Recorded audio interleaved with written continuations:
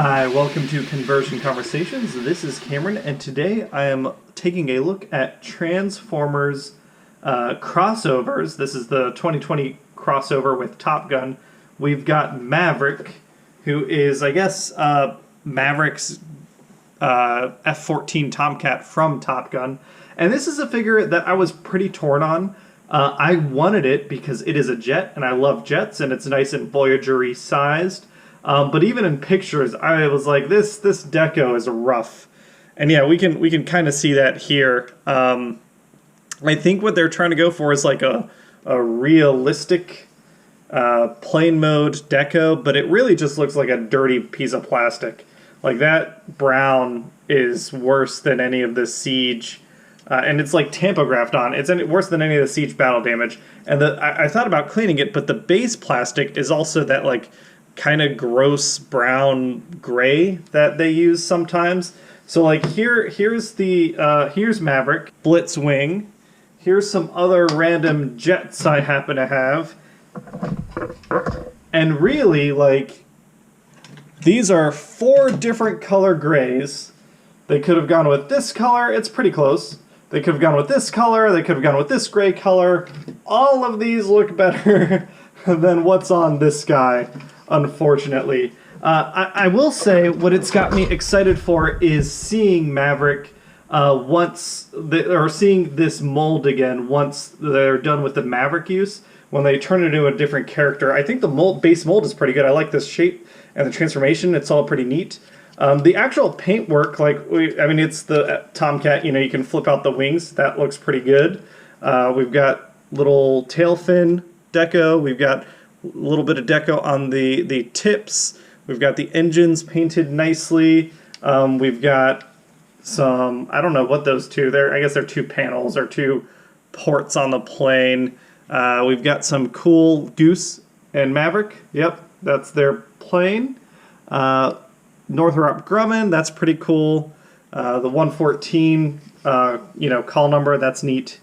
There's the lieutenant's actual names on there. So, like, everything besides the general color of the plane is pretty great. It's really just, that's the only thing I don't love about this. We'll also talk about the accessories real quick right now, because I'm not going to pay much attention to them. We've got, Tom Cruise's motorcycle. That's neat. It's teeny tiny.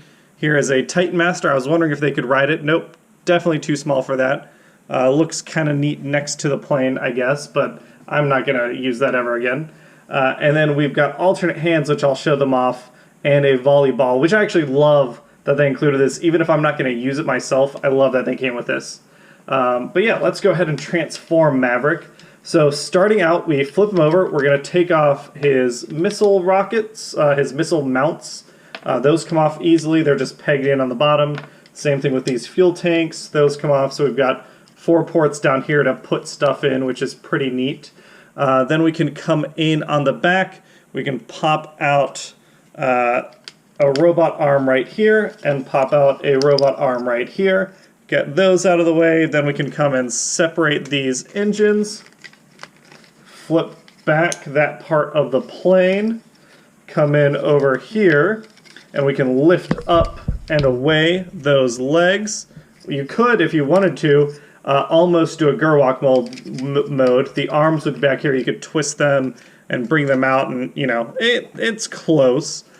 We can, while we're here and working on the legs, we can flip out his toe, which has a heel piece that comes down underneath the engine. I do like that. It makes me feel like this mold might get reused as like a female plane transformer, which I'd be down for that, because the heels work way better on this than they have previously on like Slipstreams or Wind Blades. I dig that a lot. Fold back these fins. There we go. Come in up top and pull this whole assembly out and away towards the cockpit. We can fold up his landing gear. When we fold this down, it pops out the sides of his cockpit, which is kind of cool, fills things out a little bit. We can fold up and away the back piece of his, I guess it's the front of his cockpit. It forms kind of his under carriage in robot mode. I don't know what you'd call that. We can fold down the kind of top of the plane, Fold this panel up and down, and there is his head, which that head looks awesome. I really like that head. Now we can fold down fold up and back those side pieces, which lets us get these arms out of the way. So this whole assembly needs to flip 180. There we go. We can separate out these arms, fold things down. These arms come up. And there is, if we get the shoulder away, this assembly of the arm that hooks it onto his back has a tab in it that goes into a slot on his side of his head, which I think is really neat. That goes into a shoulder joint, kind of locks his shoulders in place. He can flare out those shoulders and then bring this back. He's got ports that kind of appear on the back of the plane mode when you fold things out, and he's got tabs back here that can fold down and into those ports. And then we just flip around his hands.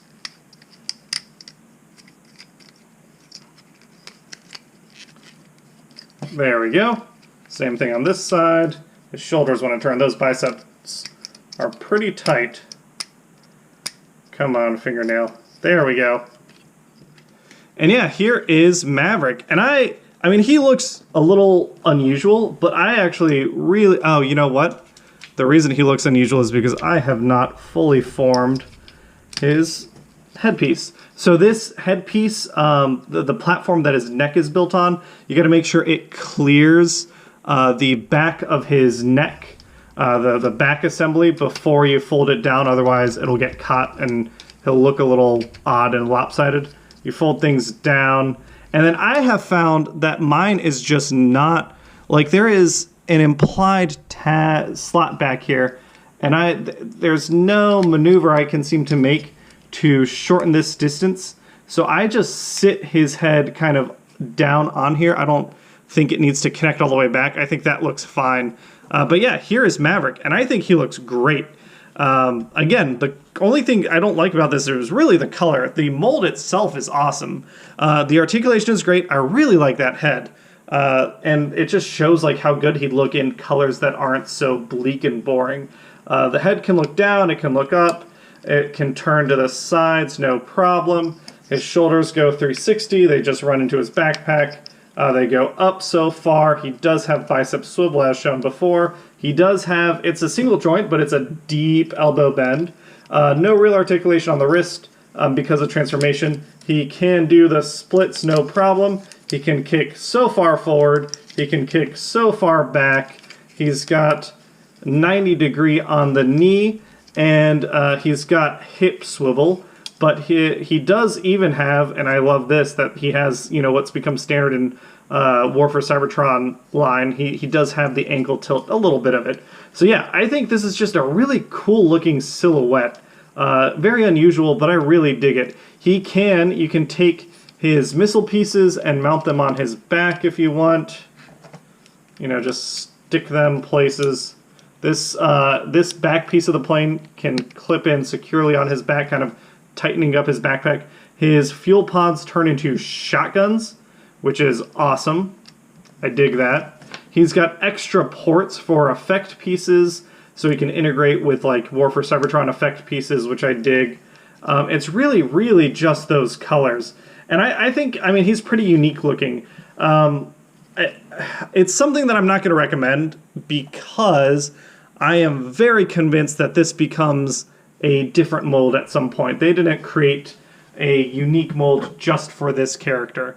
This has got to become like maybe a Voyager Cyberjet at some point. So much life is in this helmet, and then there's not really anything else. So yeah, I think waiting until he gets a repaint or remold as an actual proper Transformers character is 100% worth the wait. The only other thing I'd mention is, like, unless you're a super like Top Gun fan, like even the packaging, I thought, like, I kept the other crossover packaging, and I'll show him next to other crossover stuff once I get all three that are out now. I'll show them all lined up. But yeah, it's like the packaging is kind of faded out and looks old and bland. I do think he looks great next to other jets. He's an Autobot, so he's not going to hang out with the Seekers, but I think he looks great next to like Voyager-sized Seeker molds. It's just a cool, like, different jet and looks really neat, and I'm really happy with it. I love that I own one, but it's definitely not someone I'd recommend you go and find and pay a premium or even retail on. I'm sure that this mold will be available in better colors in the future. And when that happens, I'll probably give up mine. I'll swap it out for whatever the more vibrant mold is. But that is a quick look at Transformers Cross-overs Maverick. And I want to thank everyone for watching, and I'll catch you all later. See ya!